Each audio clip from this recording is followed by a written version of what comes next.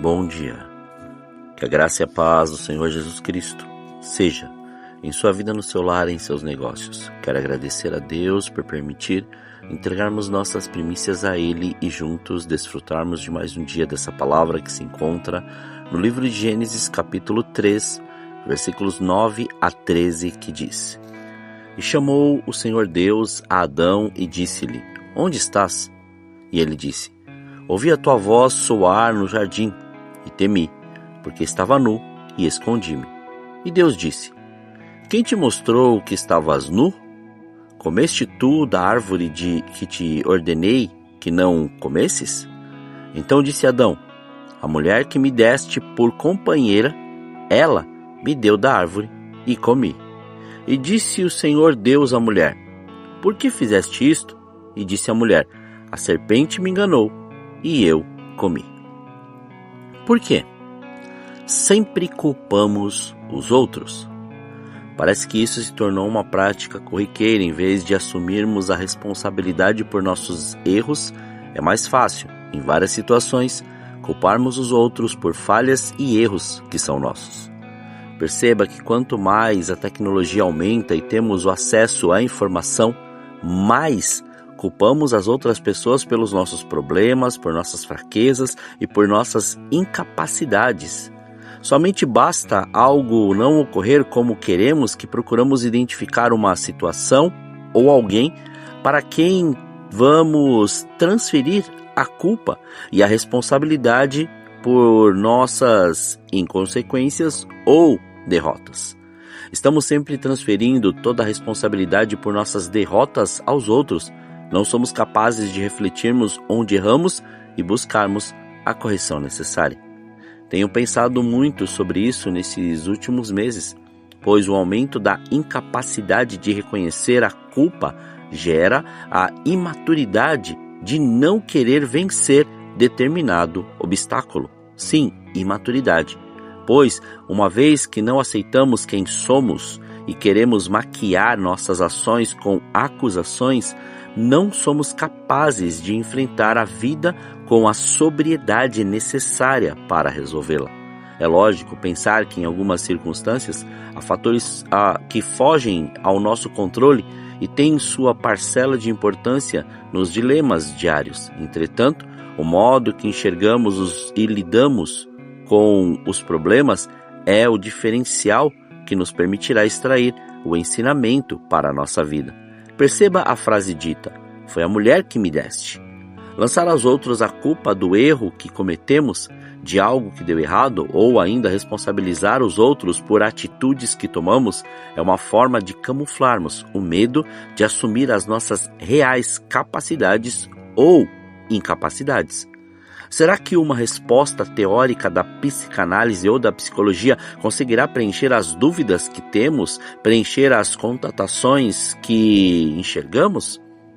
Mas afinal o ser humano é assim, é motivado ao conflito com o próximo, motivado à fuga de suas responsabilidades. Existe em sua essência algo que sempre o leva a estar correndo em busca de algo que nem sempre se tem consciência do que é. Ou será que não estamos fugindo de nós mesmos? Das fraquezas mais profundas que conhecemos melhor que ninguém? Das derrotas na seara mental de nossa existência, que nos empurra para um poço profundo, que nos chuta, nos maltrata e nos pune? Aí vem novamente a frase: Foi a mulher que me deste. Se olharmos bem, veremos que nós mesmos e só nós somos responsáveis pelos nossos fracassos, pelos nossos erros, pelas nossas quedas. Devemos aprender com os erros que cometemos. Devemos, em vez de os camuflar, usá-los para o aprendizado para impedir que se repitam. Não é a atitude que inicialmente se mostra inteligente de transferir para quem não tem voz, de transferir para o mais fraco, de transferir para o subordinado, de transferir para o inocente as nossas culpas, que trará a solução de nossos problemas. Não podemos aceitar entrar em um círculo vicioso, transferindo para os outros, culpando inocentes, buscando desculpas às decisões erradas que tomamos. E não importa o quanto envolvido sou com essa pessoa ou essa situação, é mais fácil culpar alguém. Você já reparou que estamos sempre prontos a justificar os nossos erros? E quando fazemos isso, estamos repetindo a atitude narrada em um texto, ou melhor, neste texto, novamente? Foi a mulher que me deste? Pois a semelhança de Adão, culpamos os outros. Assumimos a máscara do velho homem, da velha natureza, cheia de defeitos, pecados, transgressões e iniquidades, e jogamos para alguém a responsabilidade por uma atitude, por uma palavra, por uma decisão que foi nossa, mas que pelo fracasso possível ou ocorrido, afastamos de cena a responsabilidade e deixamos alguém assumir a culpa, mesmo que inocentemente. Se há em nós algum tipo de dificuldade, é porque nossos pais falharam conosco quando éramos crianças e não porque não procuramos vencer nossas limitações. Se o casamento não vai bem, o culpado é sempre o cônjuge.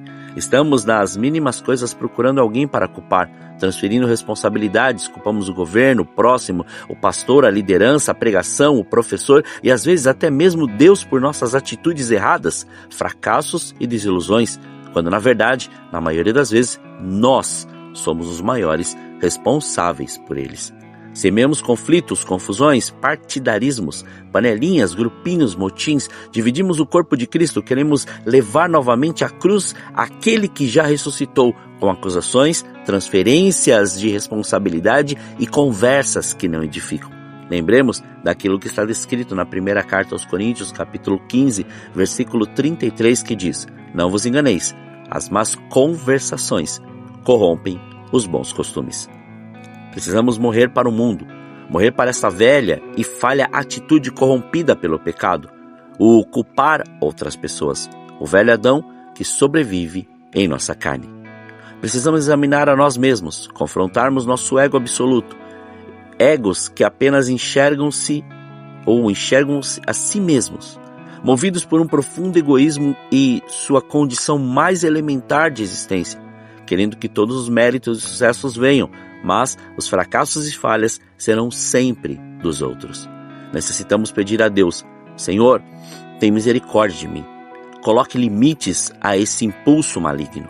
É preciso morrer para que as sementes que plantamos sejam vivificadas, conforme a primeira carta aos Coríntios, capítulo 15, versículo 36, que diz: Insensato, o que tu semeias não é vivificado, se primeiro não morrer.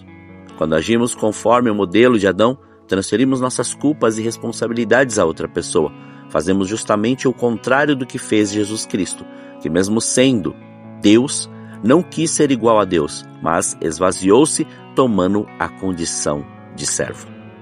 Jesus, em vez de agir como juiz e apontar os nossos pecados, nossas culpas e nossos erros, antes ele tomou sobre si os nossos pecados.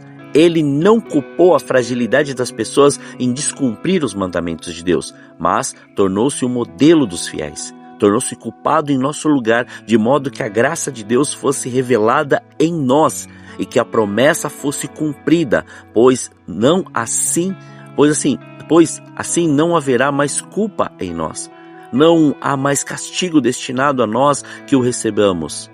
Nenhuma condenação foi encontrada nos autos do processo judicial que fora vivido contra nós. Portanto, agora nenhuma condenação há para os que estão em Cristo Jesus, que não andam segundo a carne, mas segundo o Espírito, conforme a carta aos Romanos, capítulo 8, versículo 1. Agora, os velhos utensílios guardados de nosso modelo de vida conforme Adão foram feitos novos, trocados e aprimorados. Temos agora, nós, que recebemos a graça de Deus em Cristo Jesus, um novo revestimento do novo Adão, Jesus Cristo. O segundo Adão, que cumpre os requisitos legais de uma lei, na qual operava a morte e nos reconcilia com Deus, revelando em nós essa maravilhosa e irresistível graça. Espero que possamos fazer um diagnóstico em nossa vida e que eu e você possamos estar motivados a mudar nossa forma de pensar e agir. Que nos apresentemos com humildade diante de Deus, reconhecendo nossas falhas, nos arrependendo e assim, com a ajuda do Espírito Santo, caminharmos para um estado cada vez mais excelente. Oremos. Pai, nós te louvamos e te agradecemos. Graças te damos por mais este dia. Obrigado pela sua presença, obrigado pelo seu amor.